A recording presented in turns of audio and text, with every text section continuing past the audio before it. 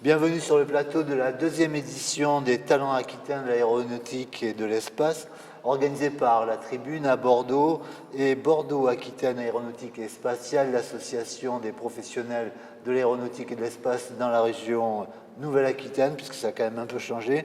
Nous nous trouvons au Palais de la Bourse à Bordeaux. Nous recevons le général Serge Soulet, qui est le commandant des forces aériennes en France.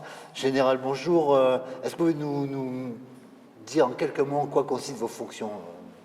Effectivement, je commande les forces aériennes qui regroupent l'ensemble des forces conventionnelles d'appui et donc de soutien et spéciales de l'armée de l'air. Donc c'est à peu près 24 000 personnes, 500 unités réparties sur la map monde et qui sont chargées de mettre en œuvre des capacités militaires pour être employées sur différents théâtres d'opération ou dans les missions permanentes qui nous échoient. Donc bon, là, c'est vraiment le commandant suprême, on va dire, pour les forces aériennes. C'est un beau commandement. C'est énorme, oui. Oui. Enfin, oui. Par quels moyens? Vous me l'avez dit il y a quelques minutes, il y a eu une fusion et vous commandez aussi tout ce qui relève du soutien à la force aérienne. C'est quel type de moyens qui sont développés? C'est les centres de maintenance? Alors, effectivement, j'ai été nommé à la tête de 2 commandements, puisqu'on avait séparé initialement le soutien de l'action. Et donc, depuis 2 ans, c'est désormais complètement unifié.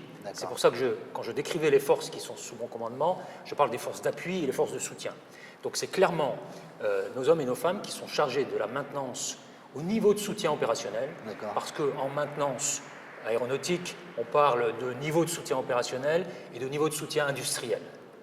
Voilà, on distingue les 2 choses, mais le tout fait partie, ce sont 2 segments d'un continuum qu'il doit y avoir pour mettre en œuvre nos aéronefs et nos systèmes d'armes. Voilà. Et donc, ce sont ces unités qui sont en charge de ce qu'on appelle la mise en œuvre, donc à ce niveau de soutien opérationnel. Et là où c'est flagrant, si vous voulez, ce sont ces petits groupes que nous envoyons avec nos avions et nos pilotes en détachement opérationnel et qui sont chargés de mettre en œuvre ce système d'armes et de faire que tout fonctionne correctement et de manière pleinement intégrée. D'accord. Voilà. Alors l'Aquitaine, l'ancienne Aquitaine, en tout cas, a hérité de centres de commandement importants, qui expliquent aussi votre présence à Bordeaux. La CIMAD, c'est devenu la région un peu dominante, entre guillemets, au niveau national pour l'aéronautique. Pour l'armée de l'air, ça faisait beaucoup de sens. Parce que quand on m'a donné cette mission de fusionner les 2 commandements, c'est posé la question, où sera le futur commandement?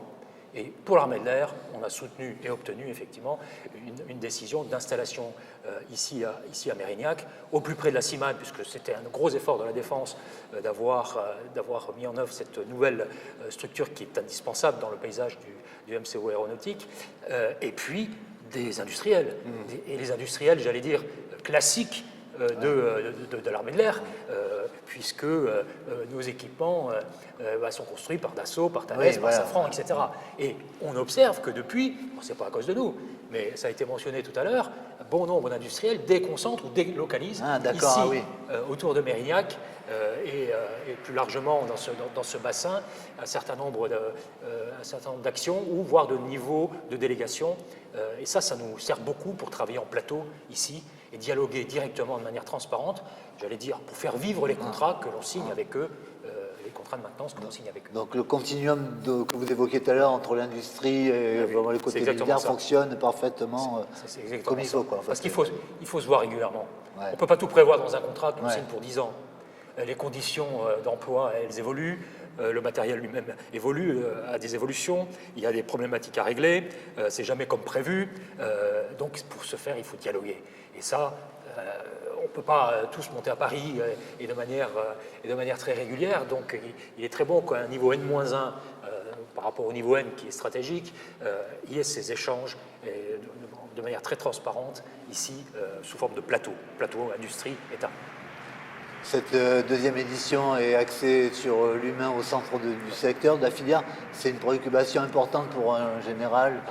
C'est clair. L'état des troupes et la qualité. C'est clair. Pour moi, d'ailleurs, pour bon nombre d'acteurs, ça a été dit tout à l'heure en introduction, c'est la clé il n'est de richesse que d'homme. Et ce n'est pas parce que je cite Saint-Exupéry que je le dis, c'est parce que mon parcours professionnel et même ma vie d'homme me l'a fait vivre et me l'a complètement démontré.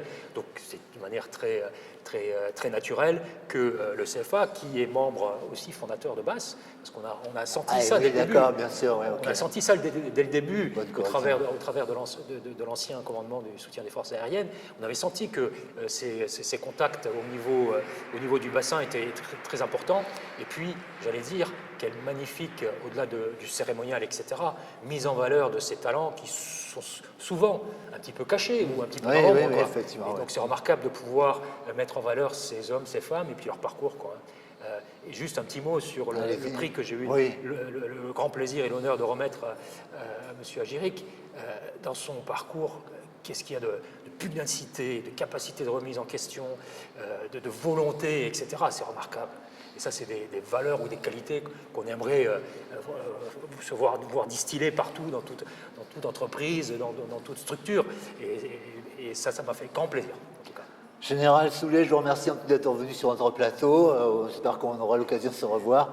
Bonne fin de journée à vous. Très volontiers. Merci.